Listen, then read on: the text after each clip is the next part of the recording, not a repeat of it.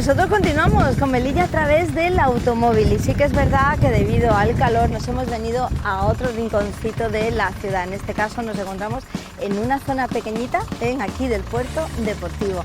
¿De qué vamos a tratar este capítulo? Pues nada más y nada menos de los taxis, aquellos vehículos que nos ayudaban pues a acercarnos al centro, a ir al hospital, cuando familiares venían a visitarnos también íbamos y podíamos recogerlo con ellos, y gracias lógicamente a todos esos hombres que, bueno, que quisieron y que nos ayudaron también en esas tareas, los taxistas. Y nada más y nada menos que vamos a seguir con Miguel Ángel. ¿Qué tal? Hola, ¿qué pasa? Buenos días. La verdad es que tenemos suerte de tener bueno, pues personas taxistas en este caso que nos ayudaban pues también nuestros quehaceres diarios, ¿no? Efectivamente, y también de tener personas como Javier Mateo, que me ha dejado su coche. Ahí está. Porque como precisamente vamos a hablar de taxi, y este coche en concreto estuvo de taxi muchos años. Ajá. Yo se lo compré a un musulmán que me lo dio todavía con el taxímetro. Y posteriormente el señor Mateo pues ya lo compró, y como él es manita con la madera y eso, ya lo restauró y el coche está como está. El coche es un modelo, es Mercedes 190D, y a este tipo de carrocería le llaman de cola, o sea, hablando vulgarmente. En el régimen interior de fábrica creo que es el W111, pero sí, en la calle se le ha dicho el Mercedes de cola. Ajá, por la parte de atrás. Por la forma que tiene la... Por la parte de las dos colitas de atrás. Vale.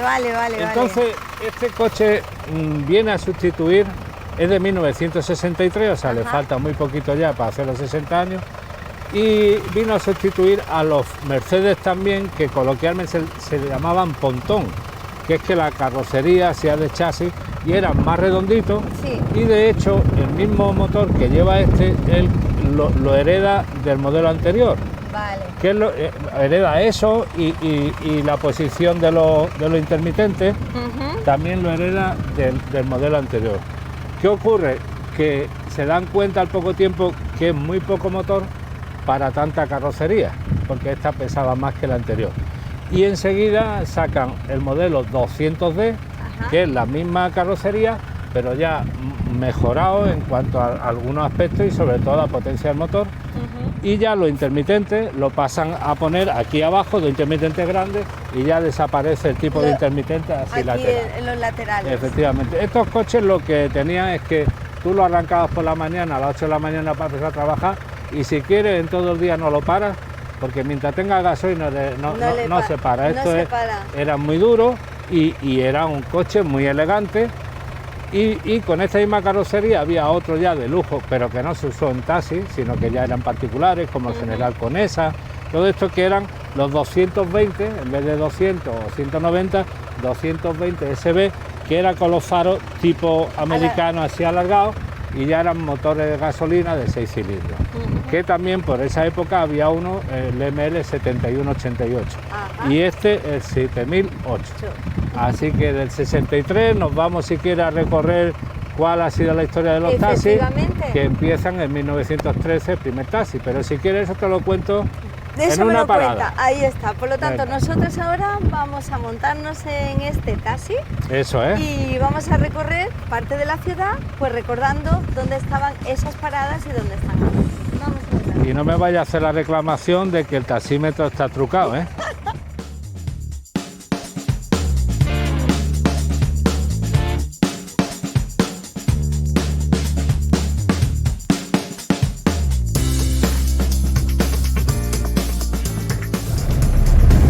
Estamos ya dentro del coche, Miguel Ángel, y ahora me gustaría que me hablases un poquito de este cuadro de mando, porque la verdad que este tiene bastante botones, ¿eh? Pero este ya tiene fantasía. Ya tiene fantasía. Fantasía Mercedes. Pues mira, como te explicaba el otro día, Mercedes tiene siempre su manera de poner los mandos en todos los modelos, nada más que varía, pues eso, lo que es la forma de los elementos. Como siempre, como te decía, con los otros modelos siempre la llave de contacto está a la derecha. En este caso, al ser un coche de gasoil, tenemos de gasoil y de los primeros, porque ya después automáticamente con la llave ya el coche arranca y hace el calentador y arrancar. Y en este caso había que tirar un ratito, y aquí donde ves esta cosita de aquí, cuando tú ves una resistencia en rojo, te indica que ya puedes arrancar. Y te explico el motivo.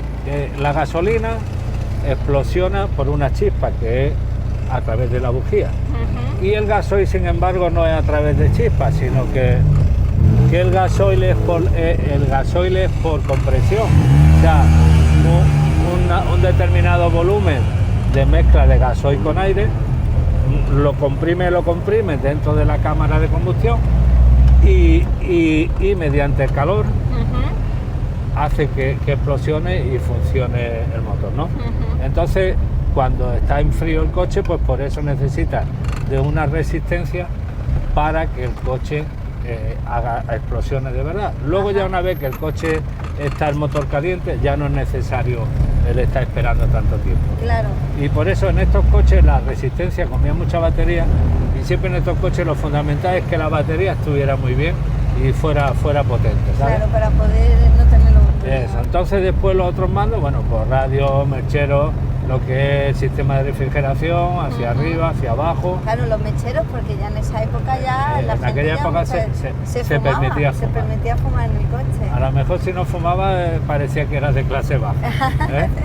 Y ya después pues los mandos, como en todos los Mercedes, los mandos de la luz a la izquierda, intermitencia, relentín. Aquí también esto es un acelerador de mano, que cuando yo dejo el coche parado y quiero acelerarlo sin tener que estar pisando, pues mediante este chisme pues lo voy acelerando. A mí lo que me gusta es el claso.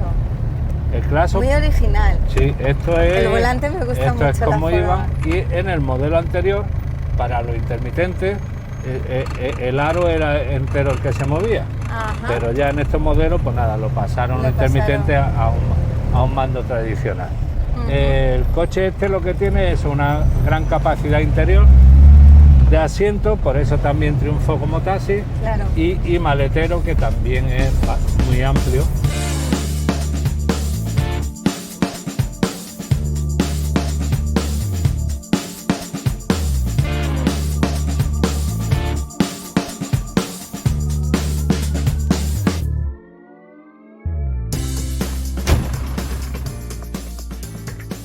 Nos hemos venido a una de las primeras paradas, nos hemos venido aquí y estamos en el barrio del Real, concretamente.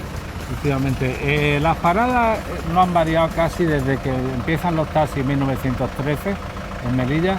Siempre ha sido la del Real, calle Marina, Arturo Reyes, que ya no está, y Cándido Lovera. Esas siempre han sido fijas. Después alguna vez ha habido el comandante Benítez, pero muy poco tiempo. Había también una parada en el rastro, en el polígono, lo que se llama el polígono, que eran los coches que iban al campo, digamos.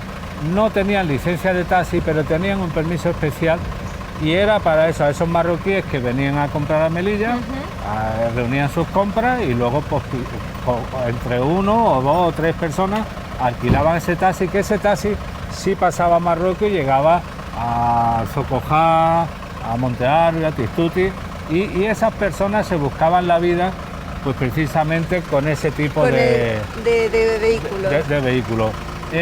Ya aprovecho para decir que cuando empiezan los problemas de la aduana, de la frontera, en los años 80 o finales de los 70, estas personas ya dejan de tener su negocio, porque ya no tiene salida.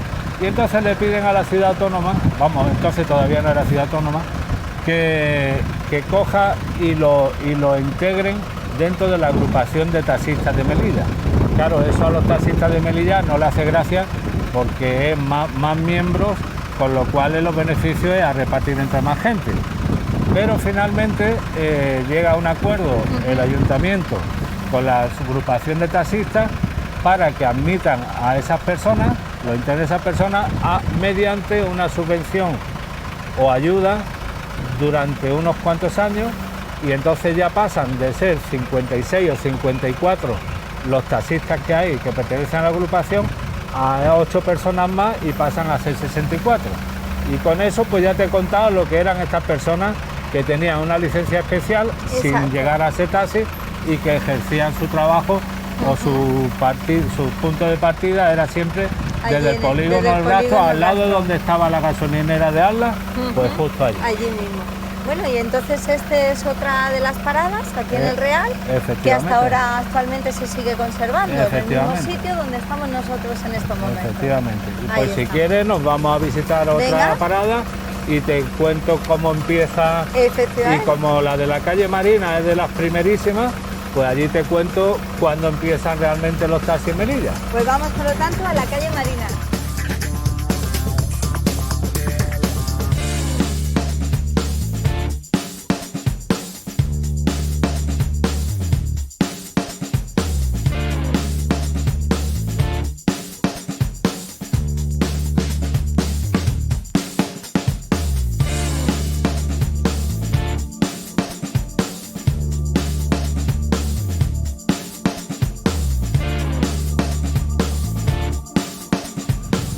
Bueno, pues ya nos hemos venido a la calle General Marina, estamos precisamente en la parada de taxis y bueno, aquí esta es una parada de muchos años. Esta es, digamos, y casi siempre la de más importancia.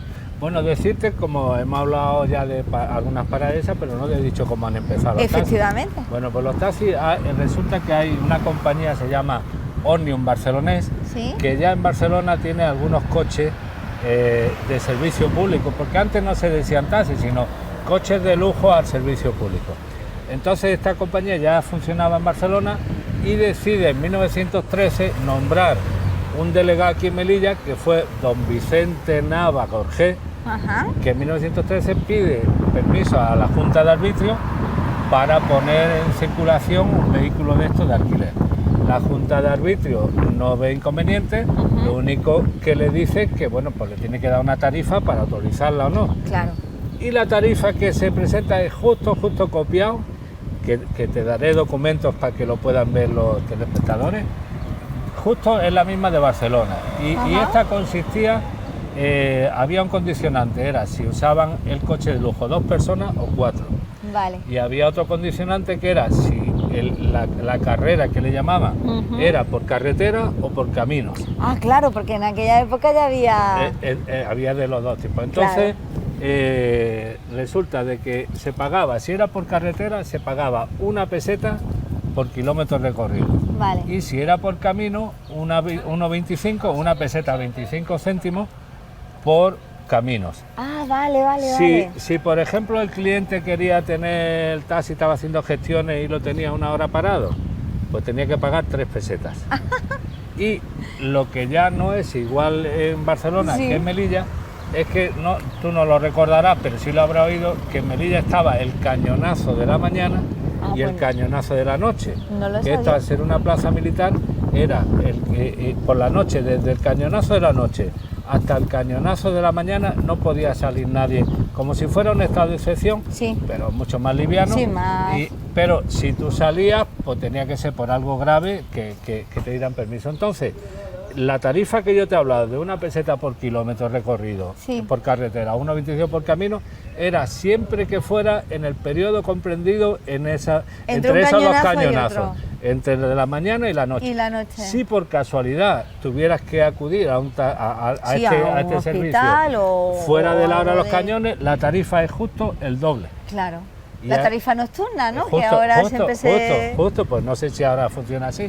Y entonces así era como funcionaba. En aquella época ya la Junta de Arbitrio recomendaba que se pusiera taxímetro, pero realmente el taxímetro no se pone en serio hasta 1926, que ya te cuento, mientras enseñamos otra de las paradas clásicas de Melilla, la segunda parte. Efectivamente. ¿Vale?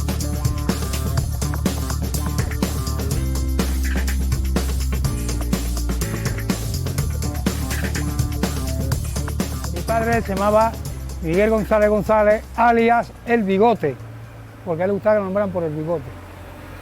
Y entonces, pues, trabajaba de repartidor de cerveza y gaseosa. Pero claro, eso llega ya a un tiempo que ya no puedes trabajar porque son muchos pesos y la edad no perdona. Entonces pues ya de antemano compró la licencia de un taxi, había una libre, la compró y él sigue trabajando todavía en la cerveza y todo eso, pero le trabajaba un relevo. Y entonces ya, cuando ya se vio, dice, aquí hay que irse, pues ya dejaron la cerveza, el reparto, y ya he cogido el taxi. Entonces empezó sobre el año 70, aproximadamente, no puedo acordarme mucho, sobre el año 78, 77, ya empezó a trabajar en el taxi. El primer taxi que él tuvo era el típico Mercedes 220 de cola, llamaban de cola, que era la matrícula, también me acuerdo, era el 9310. Aparte de ese coche, tuvo compró de segunda mano el 10.016, que creo que era, no sé si podrá decir el nombre, que era de Cabanilla o algo eso, de Cabanilla, lo tenía en color celeste, ya lo pintó en blanco, que ya en el 78 empezaron los coches a cambiar al blanco, y están trabajando los blancos y los negros. Bueno, había algunos verdes extraviados, pero vale. Y aparte de eso, pues tuvimos más coches, después ese fuera el típico 220, ya ese no era de cola, era el siguiente, el chasis era, bueno, se conoce por el chasis por el 111 creo que era. Vale, ese nos duró en un año, ya después yo entraba también de relevo con mi padre, y en un año le hicimos al coche 250.000 kilómetros. Después tuvimos ya el modelo que llaman el más moderno, el que era el chasis 123, que ese ya más o menos se compró también era de segunda mano, pero nuevo, con 10.000 kilómetros, que se lo compró a un señor que resulta que dice que el coche no andaba ni cuesta abajo. Mi padre se lo compró pues en aquellos tiempos por 100.000 pesetas, el coche tenía 10.000 kilómetros. Y claro, entonces se lo llevó a la casa Mercedes y estuvieron allí hablando con el mecánico y dice, no te preocupes, vamos aquí a arreglar la bomba. Entonces estuvieron tocando la bomba y dice, Miguel, te va a costar 1 litro más cada 100 kilómetros. Dice, venga, vale. Cuando el coche salió del taller, el coche era un cohete. Cuando el dueño anterior vio el coche, dice, ¿qué le ha hecho al coche? Dice, arreglarle la bomba. El hombre se tiraba de los pelos. Tuvimos más coches, no me acuerdo ya, estaba el 7192, que eran todas la misma serie, el 1603, total, 6 o 7 coches tuvimos entre los dos.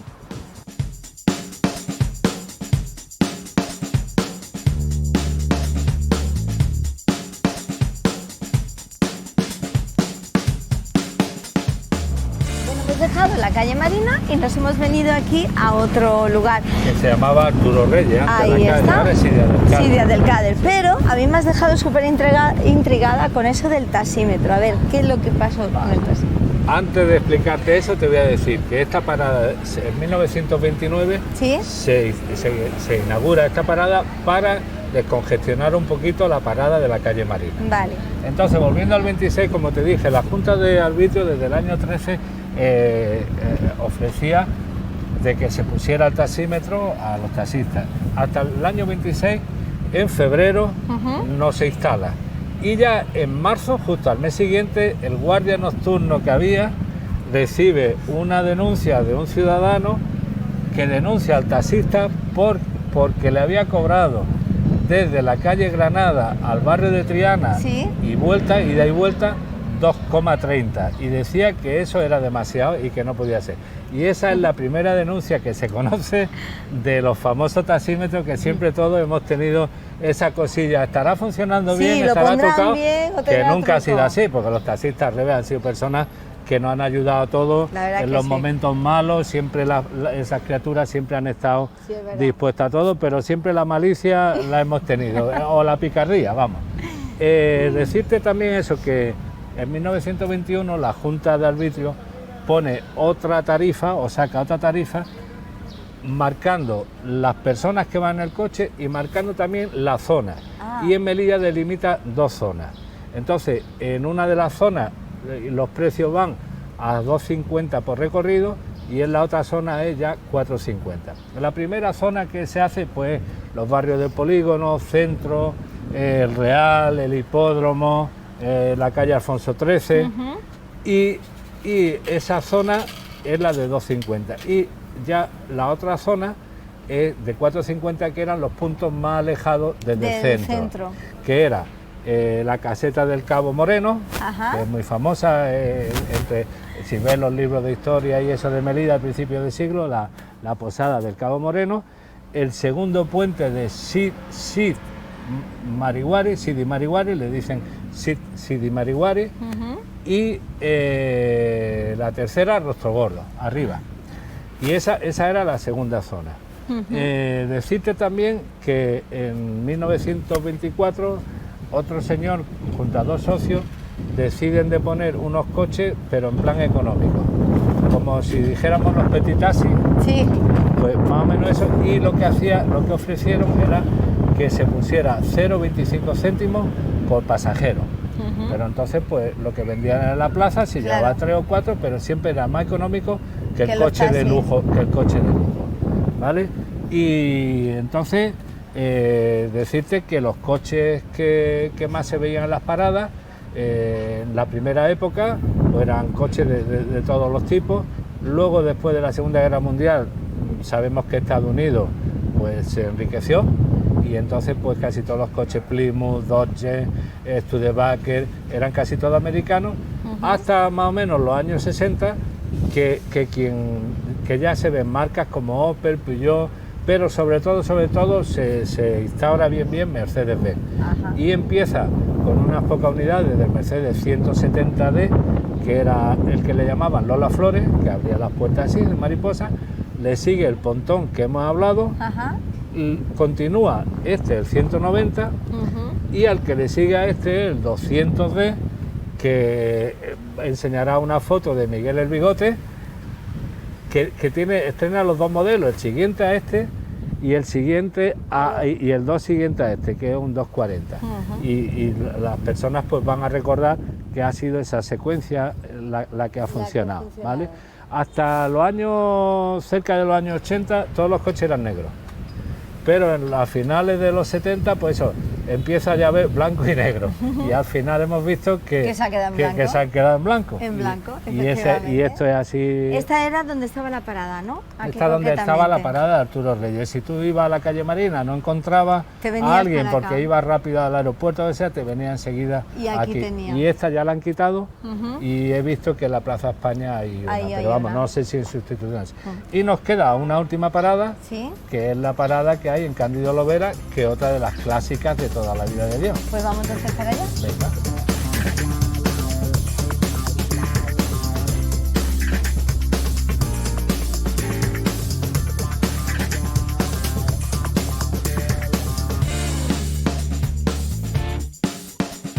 Bueno, Miguel Ángel, hemos llegado a la parada de la calle Cándido Lovera. Cándido Lovera, que ha sido también otra de las paradas clásicas de Melilla. Entonces, esta parada tenía también bastante trabajo porque en determinada época el cogollo de la diversión de Melilla estaba más o menos por aquí. Claro. Y entonces, por ejemplo, tenía Casa Sadia, el rincón cuando era del señor Sadia, que empezó Amaru, el amigo Amaru, a trabajar con él de niño. Después teníamos también el Tropical Rudy, que era un bar de mucho estilo y categoría, que venía la gente, sobre todo los altos funcionarios y altos militares de alto cargo, y se juntaban ahí en el Rudy. Teníamos el Cine Nacional, teníamos el Hotel Rosadir. El Hotel Rosadir. Que tenía una parte que era al aire libre, que se hacían baile, que era el Altamira. Anda. Que no sé si acordará a las personas, pero también en Altamira que se hacían baile. Y después, bueno, pues ya la vida que tenía el centro, por notaría, por los bancos, que todos los bancos estaban situados en esta calle. Claro. Y entonces esta parada ha sido una parada muy activa, que no le han faltado clientes, y han pasado por aquí también pues todos los coches y modelos que antes hemos mencionado. Y yo creo que ya el taxímetro habrá que subirlo porque si no la factura, el taxímetro va a marcar Totalmente, un montón, ¿no? Va a ver. totalmente. Bueno, por lo tanto dejamos aquí este capítulo sobre taxis. Efectivamente. En Melilla hemos recordado un poquito a aquellos hombres que, bueno, que iban con sus coches y nos echaban esa mano que siempre hemos dicho al principio. Siempre los taxistas han estado dispuestos a ayudar, mala sombra como en todos los colectivos. Bueno, ahí Ha de habido, todo. pero eso no lo puede evitar. Efectivamente. Pero la gran inmensa mayoría, ya te digo, han sido personas tan cercanas al ciudadano y siempre tan dispuestas a ayudar al ciudadano. Efectivamente. Así bueno, que un saludo y un un abrazo reconocimiento a ellos. y un recuerdo a todos los que han pasado ya. Efectivamente. Bueno, pues nos montamos y nos vamos. Pues digo yo, Venga. vámonos.